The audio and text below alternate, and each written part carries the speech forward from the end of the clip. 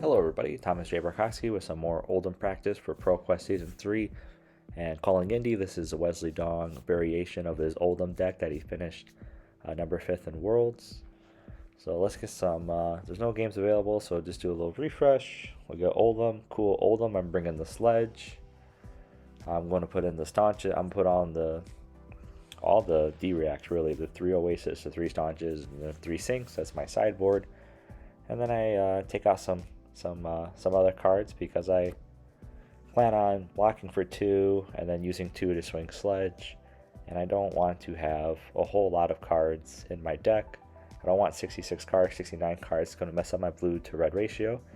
And then I have 2 hammers selected, so it resets my deck, and I select my 1 hammer, jump into the game. I didn't realize that it reset my whole entire deck. So I have here none of my D-Reacts in, and I have the Skull Cap because I wanted to test out the Skull Cap with some matchups. So I tell the guy, hey, my deck's all messed up. Can we jump into a new game? So he says, yeah, that's fine. So he creates a lobby. I jump on in there. I make sure it's right this time. Take out the CNCs, take out some go again stuff. And then I left the sinks out. Just why? I don't know. I figured if they're going to hit me, they're going to hit me with big stuff. So I want the Staunches and the Oasis. So he has Coronet Peak and the Iron Rot Legs. I wanted the Iron Rot Legs, but I haven't switched it out yet in my deck, which I should have. I want to try out Iron Rot Legs, I want to try out Snapdragon Scalers, and I want to try out Arcane Lantern for the Wizard matchups. So we're just going to go back and forth here. Great start. We get the Endless Winter. Unfortunately, not fused. But, you know, that's still a great start. We want to hit Oldhims and Bravo as hard as we can, as fast as we can, so that they're playing on the back foot and getting rid of their cards and not really being able to take full ability to swing back. So here we go. We're swinging in for a nice 8, and then we're going to be able to pummel this. Get a card out of hand, unless they have a Staunch or something. So, yes please, pummel, thank you very much. Very nice thing to remember with pummels is, so if you play Out Muscle, which costs 3, it attacks for 6. If it's blocked by an attack with the same attack as Out Muscle, which is 6 or more, it does not gain Go Again. So if you block with a Command and Conquer, it loses its Go Again. But if you pummel it and put its attack up to 8, 9, 10, depending on the pitch of the pummel, their defending card will have to be 8, 9, or 10, so it will gain Go Again. Or at least it allows you to do that on Talishar. So hopefully that's not a bug, but that was nice. I learned that against my Dory friend. He's running Glacials. I don't run Glacials. He wasn't able to fuse it because he put all of his resources in, so I take a few damage because I'm not going to be able to hit back. Well, actually, I just passed priority because I couldn't hit back. So maybe I shouldn't took so much damage there. Bad call on me. Okay, let's get this Arsenal out. Looking for a blue, did not get the blue. Coronet Peak, that's fine. Yep, let's pay it. Oh, let's see, what did I do there? I don't know, maybe a tunic countered. Going a little fast is 4 times speed. It was a long match, it's a 15-minute match. So yeah, 4 times speed it is, maybe 48-minute match. Swing the Sledge, he's gonna block.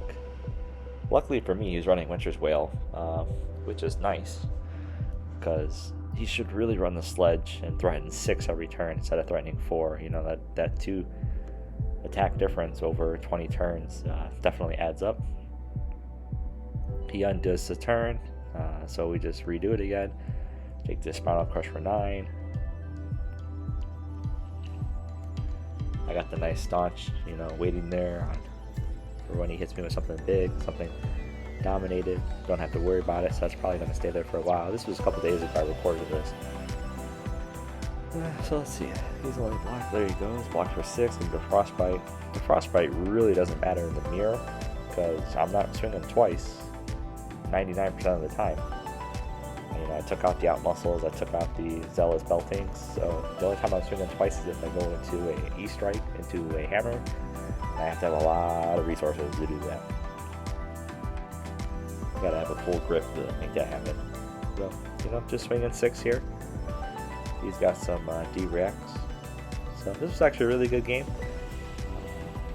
The life total is really close, but I remember when I was playing that I felt like I was in control. I felt like I had tempo. I felt like I had the better deck. So all I have to do here is just play well, play solid, don't mess up too bad, and just keep grinding. Because I felt like I had the better deck, and I felt like I had tempo in the first 8 turns here. Even though the life total is 30 to 28, and it could go either way. So he throws out another Glacial. Once again, I'm not running any Glacial, so I don't have any things to throw back like that. That big 10 attack there. I think my biggest attack is 9. 5 resources for disable. Yeah, disable or debilitate, whatever the bigger one is. I run a copy of each of those. Took out 2 Crush a week to put in a copy of disable and debilitate. And I quite like those cards. Except for the big one that threatens the arsenal, it doesn't matter against wizards, so we usually just pop that card out in the sideboard and put in the Oasis. Alright, now he's going to come back here. Let's see, is this fused? Yeah, it's revealed. Yeah, so he fuses his Endless Winter. So, you know, we're just going to block it. Oldhim React. I'm going to get a bunch of Frostbite tokens anyway, so it's fine. Can't do anything on my turn. So we just pass priority. Alright, Tear Asunder. And he hammers. See, Tear Asunder hammer. If he had the sledge, he could have swung 7 here. You know, I could block 1, 2, 3, 4, 5. So if he had the sledge, I would have lost 2 cards there from hand. And he had another card, so he had that resource to pay for it. But luckily for me, he wasn't, so I could block 5. And then I swing the sledge back at him. This is typically how the Oldhim mirror looks. You block 2, swing a sledge. They block 2, swing a sledge. When you have something spicy, you block nothing. And then you go to town. Like, he's got this nice 10 dominate from his buckle.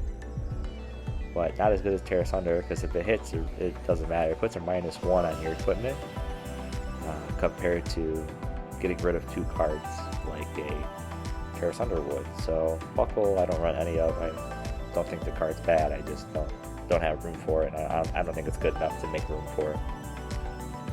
So once again, you know, we pitch 2 boosts here, swing another sledge. We got the pummel. Take some life out. We're going to respond with an Oasis. Probably have a sink below. Oh, he wants to Oldhim React me. Okay. Wanted to get rid of a card. Oh, he Earth Reacts. I don't have any Earth Reacts in the deck. I think Wesley Dong had 3 Autumn Touches in the deck, and I either took those out or they never existed to begin with. So I don't have any Earth Reacts. There's no Open Old. Oh, there's no Earth Reacts.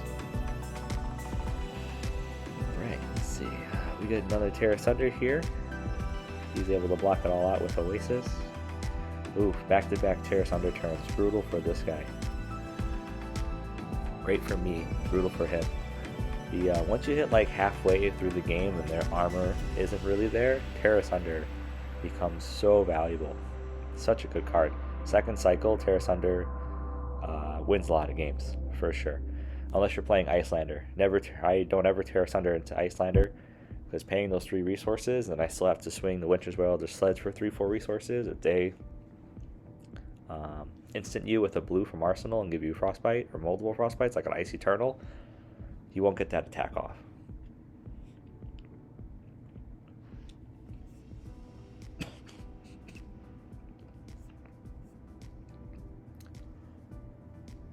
Alright, another sledge here. Still a really close game, 15 to 17.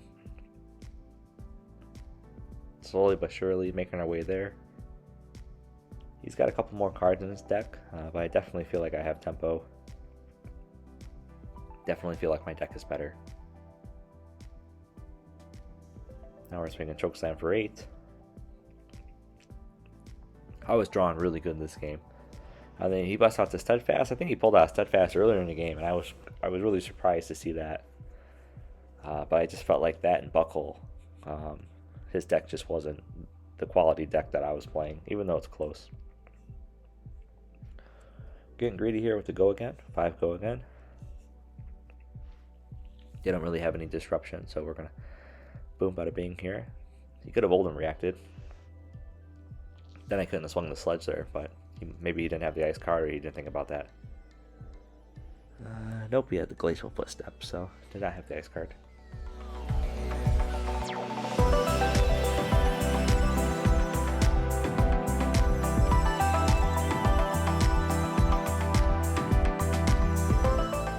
Alright, they're taking their sweet time here. Oh, we got disconnected. Yeah, that tends to happen a lot. Either I get disconnected or they get disconnected, and they take their turn back here, get rid of this endless winter, keep the blue.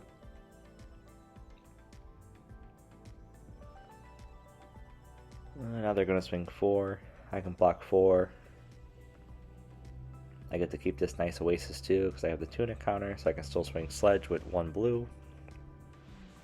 Put that Oasis in arsenal and just let it hang out there.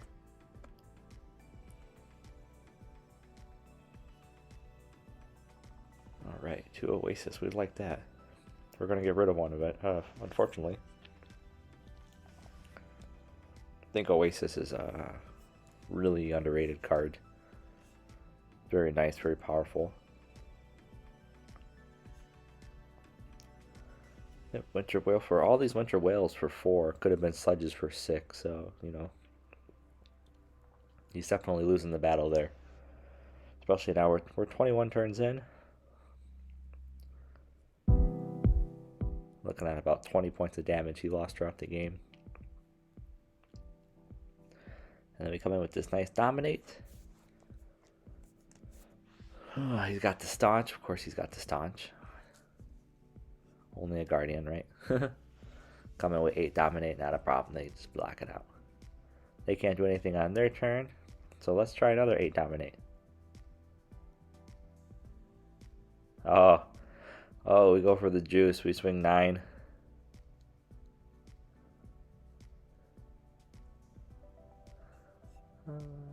Yep. Could have done 8 Dominate, but instead we opt to swing 9.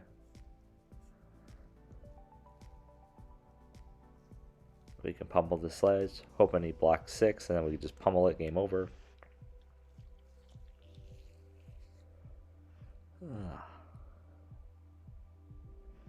And there you go.